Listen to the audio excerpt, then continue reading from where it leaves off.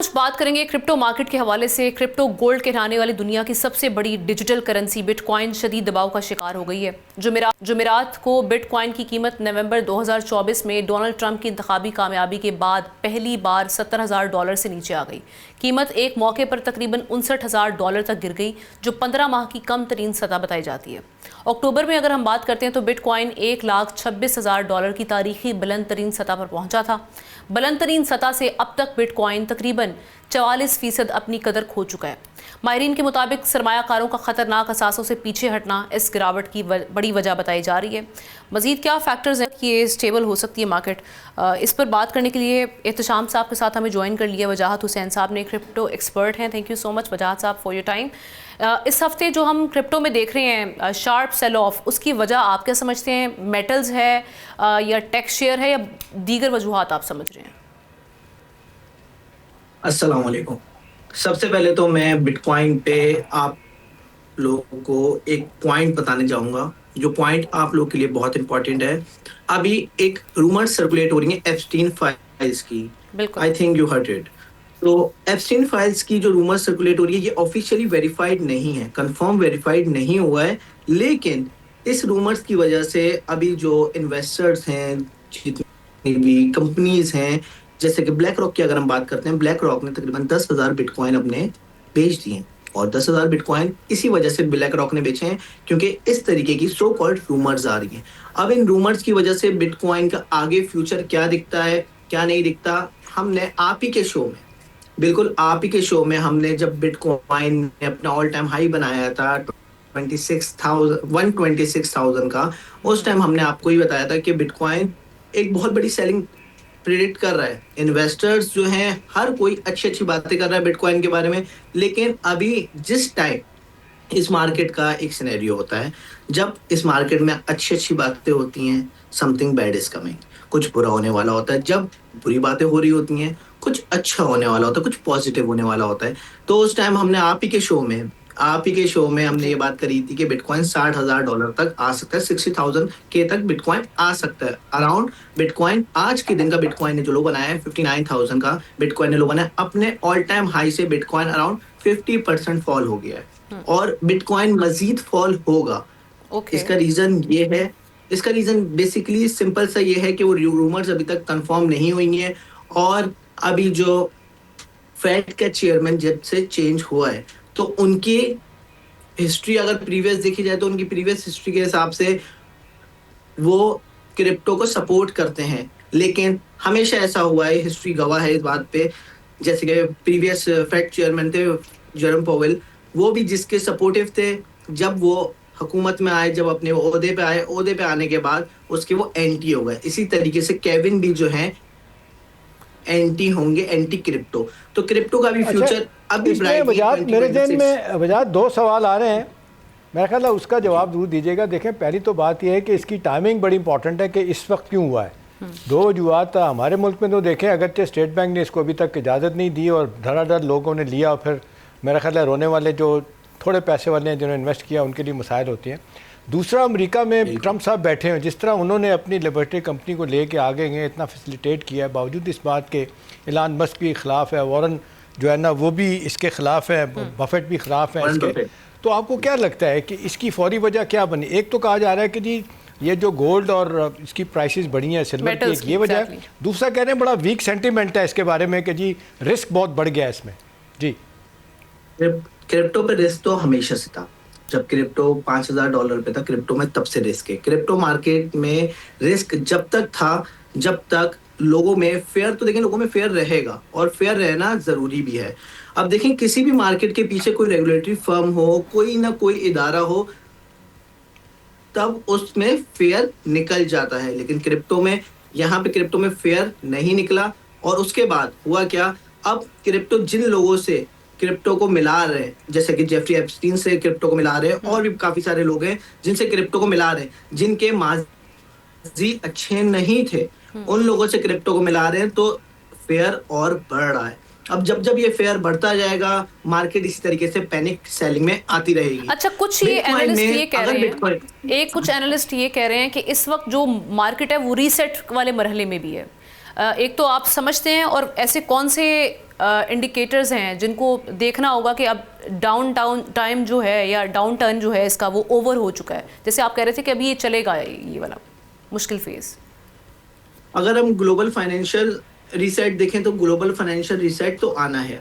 इसकी जीती जागती मिसाल आपके सामने सिल्वर है, इसकी जीती जागती मिसाल आपके सामने गोल्ड है। गोल्ड जहां ट्रेड होता था मैक्सिमम $50 $100 मैक्सिमम एक दिन का मूव होता था, गोल्ड अब ट्रेड हो रहा है $300 $400 पर डे। और इसी तरीके से आप सिल्वर का भी मूवमेंट देख रहे हैं, सिल्वर दिन में $26 $20 $15 का मूवमेंट दे रहा है। तो ग्लोबल रिसेट होना लाजमी है। ग्लोबल रिसेट के बिना मार्केट में स्टेबिलिटी नहीं आएगी। एक दफा ग्लोबल रिसेट होगा और ग्लोबल लेकिन वजाहत इसमें कॉन्स्पिरेसी थ्योरीज जो है उनको आप रूल आउट नहीं कर सकते। देखिए मुझे अच्छी तरह याद है कि 4 साल पहले, तकरीबन 4 साढ़े 4 साल पहले, इलान मस्क ने कोई एकदम 40% से ज़्यादा जो है ना ये क्रिप्टो करेंसी जो है ना उसमें इन्वेस्ट किया और सारी दुनिया को उसने मैसेज दिया, मुझे अच्छी तरह याद है। ये कहा कि जी मैं इसके बाद और ख़रीदूँगा। तो और देखें कि दुनिया इतनी धड़ाधड़ उसके साथ गई, फिर 2 3 4 दिन गुजरे और उसने कह दिया कि जी मैं तो इसमें इन्वेस्ट नहीं कर रहा। अब मुझे बताएं ये क्या साजिश थी, ये जान के किया है? उसने अपना तो माल बना लिया है, बाकी लोगों को उसने मरवा दिया। जी जी। जिस टाइम एलॉन मस्क ने बिटकॉइन के बारे में ट्वीट करी थी, मुझे बिल्कुल याद है, ये बात है 2021 की, बिटकॉइन की उसने प्रेडिक्शन करी थी इस टाइम कि मैं बिटकॉइन में इन्वेस्ट कर रहा हूँ, मैं बिटकॉइन परचेज कर रहा हूँ, कॉइन्स ले रहा हूँ। उस टाइम बिटकॉइन ट्रेड हो रहा था $19,000 पे। एकदम से एलॉन मस्क की ट्वीट पे मैं उसी टाइम अपनी डेस्क पे बैठा हुआ था, उसी टाइम प्राइस गई थी 40K तक। जी। आपने शायद देखा हो 40K तक प्राइस गई थी। उसके बाद देखें होता बेसिकली ये है, प्रॉफिट बुकिंग होती है। अब हमारे यहाँ पे जो एक अच्छा बजाज अगले दिन ही अपना इसने एलन मस्क ने एक और बात की है कि वही बिटकॉइन सरवाइव करेगा जो एनर्जी बेस्ड होगा। अब देखें इसमें भी कोई कैच है? बिल्कुल है, सही है, इसमें भी कैच है। लेकिन देखें जैसे कि हमने प्रीवियस आपके शो में यही बात बताई थी कि बिटकॉइन मतलब all currencies, all crypto currencies. तो जब बिटकॉइन क्रैश होगा, जब बिटकॉइन फॉल होगा, तो जितने भी दूसरे कॉइन्स हैं जिनमें एनर्जी सेक्टर्स आ रहे हैं, जिनमें टेक सेक्टर्स आ रहे हैं, जिसमें एआई सेक्टर्स आ रहे हैं, वो सब ऑटोमेटिकली फॉल होंगे, बिकॉज जो इन्वेस्टर्स है उनका ट्रस्ट हट रहा है। अच्छा मेन कैच क्या है? मेन कैच ये, जैसे आपने प्रीवियस एक बात करी थी कि लोग बोलते हैं कि हमने तो सबसे ऊपर से ऑल टाइम हाई से बाय ले ली, अब हम फंस गए। यहाँ पे मेन फैक्टर है फाइनेंशियल लिटरेसी का। हमारे पास फाइनेंशियल लिटरेसी की कमी है। जिसके पास फाइनेंशियल लिटरेसी होती है वो देख के ध्यान से अपनी इन्वेस्टमेंट करता है, चाहे वो बिटकॉइन हो, चाहे वो सिल्वर हो, चाहे वो गोल्ड हो। चले जैसे अभी आप फाइनेंशियल लिटरेसी की बात करें, चूंकि आप इसको क्लोजली मॉनिटर कर रहे हैं, इसके बारे में आप एजुकेट कर सकते हैं हमारे व्यूअर्स को, जो खास तौर पे जो इस वक्त रिटेल सेक्टर है या फिर जो इन्वेस्टर्स हैं, उसको आप क्या एडवाइस करेंगे इस सिचुएशन में? इस टाइम मैं एक ही एडवाइस करूंगा, जैसे कि मैंने प्रीवियस आपके शो में बोला था कि लॉन्ग नहीं करें, बाय में नहीं बैठे, शॉर्ट करें। इस टाइम आप थोड़ा वेट करें। जब प्राइस दोबारा 80,000 पे आए तो आप वहां पे वेट करें, वहां पे मार्केट में वॉलेटिलिटी देखें, वहां पे मार्केट का सेंटीमेंट, मोमेंटम चेक करें, और मोमेंटम चेक करने के बाद देन मैं तो यही बोलूंगा बिटकॉइन में मेरा ट्रस्ट अभी नहीं है। काफी सारे लोग जो है जो बिटकॉइन को बहुत अच्छे पॉजिटिव वे में देखते थे, लेकिन इस टाइम लोगों के नजरिए बदल रहे हैं, क्योंकि बिटकॉइन से इन्वेस्टमेंट निकल के 2 मेटल्स में जा रही है। ठीक। First one is silver and second one is gold. देखिए सिल्वर पे लोगों का फिर इतना रुझान नहीं है, लेकिन एक और चीज भी है, ये आजकल जो बहुत ज़्यादा बातें हो रही हैं, जितने भी इंडस्ट्री एग्जेक्टिव्स हैं ना, वो ये कह रहे हैं कि 2026 में ये क्रिप्टो करेंसी जो है ना, बिटकॉइन वगैरह, वो कहते हैं कि न्यू हाइट्स पे जाएंगे। इससे तो लोग गए ही कहेंगे कि जी ठीक है धड़ाधड़ खरीदें, क्योंकि बड़े एग्जेक्टिव लोग कह रहे हैं, इंडस्ट्री के लोग कह रहे हैं। तो आपको लगता है इसका भी इफेक्ट होता है इन चीज़ों का? इसका इफेक्ट होता है। देखिए फाइनेंशियल मार्केट में जितने क्रिप्टो हो गए, स्टॉक्स हो गए, फॉरेक्स हो गई, जितनी भी मार्केट्स हैं, ये चलती ही न्यूज़ पे हैं, फाइनेंशियल न्यूज़ पे चलती हैं, फाइनेंशियल रूमर्स पे चलती हैं। ठीक। एहतशाम साहब, आप क्या क्लोजिंग रिमार्क इस हवाले से देना चाहेंगे? क्योंकि पाकिस्तानी मार्केट हम देख रहे थे कि चूँकि काफ़ी वसी है, क्रिप्टो के यूज़र्स काफ़ी हैं यहाँ पर, सो उसको देखते हुए गवर्नमेंट ऑफ पाकिस्तान काफ़ी प्लान्स कर रही थी, रेगुलेट करने की कोशिश भी कर रही थी। तो अब सारी, क्योंकि ग्लोबली जो अनसर्टनिटी है इस वक्त और जो मामला चल रहे हैं, जैसे कि वजाहत भी बात कर रहे हैं कि गोल्ड और सिल्वर इस वक्त जो है वो इन है, उसको देखते हुए क्रिप्टो के हवाले से आपका लास्ट कमेंट। देखिए हम ना इसको बिल्कुल आप इस तरह देखें कि जिस तरह स्टॉक मार्केट है ना, वो जिस तरह आप अफवाहों पे चलती है, स्पेकुलेशन पे चलती है, ये भी स्पेकुलेशन पे चलती है। वजाहत भी यही बात कर रहे हैं।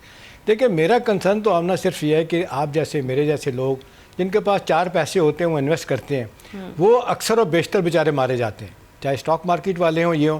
लेकिन जब स्टॉक मार्केट नीचे गिर रही होती है तो बड़े बड़े बिजनेसमैन जो धड़ाधड़ वो स्टॉक खरीदना शुरू कर देते हैं, मुख्तलिफ कंपनी के शेयर जो नीचे जाते हैं। यहाँ पे भी यही हो रहा है। बड़ी बड़ी कंपनियाँ जो है ना, क्यों कहते हैं डिवॉर्स में बैठने वाले लोग जो है ना वो 1% जो अमीर लोग हैं वो दुनिया की 53% आबादी से ज़्यादा उनके पास पैसा है। तो ये सब चीज़ें देखने वाली हैं कि इसमें मेरा ख्याल है बड़े लोग जो है ना वो पनपते हैं, नुकसान उनको नहीं होता, नुकसान आप जैसे मेरे लोगों को होता है जो भागते हुए आप अपना पैसा लगा रहे होते हैं। इसके लिए रेगुलेशन की बड़ी ज़रूरत है जो हमारे यहाँ अभी तक नहीं हो रहे। हम तो ट्रम्प की मोहब्बत में इतना आगे चले गए हैं, या तो हम मानते ही नहीं थे या धड़ाधड़ हम सपोर्ट कर रहे हैं कि ऐसे इदारे खड़े हों। बाकायदा हमने एक चीफ एग्जेक्टिव कॉरपोरेशन का बना दिया हमने, पाकिस्तानी, बड़ा अच्छा आदमी है, चीज़ों को समझता भी है वो। लेकिन सवाल ये है कि जो छोटे इन्वेस्टर्स हैं उनके लिए क्या पैगाम है, उनकी सिक्योरिटी किधर है, उनकी रिस्क मैनेजमेंट कहाँ हो रही है, वो मुझे आमना नज़र नहीं आती। तो मैं अगर मुझसे पूछे तो मैं यही कहूँगा कि कोई और सेफ जगहों पे जाएं। ये तो बहुत बड़ा जिसको कहते हैं जुआ है कि एकदम से ऊपर प्राइसेस एकदम से नीचे जाती है कि कीमत इनकी, और नुकसान आम आदमी को ज़्यादा होता है। सब्सक्राइब करें और बेल दबाएं ताकि कोई खबर रह न जाए।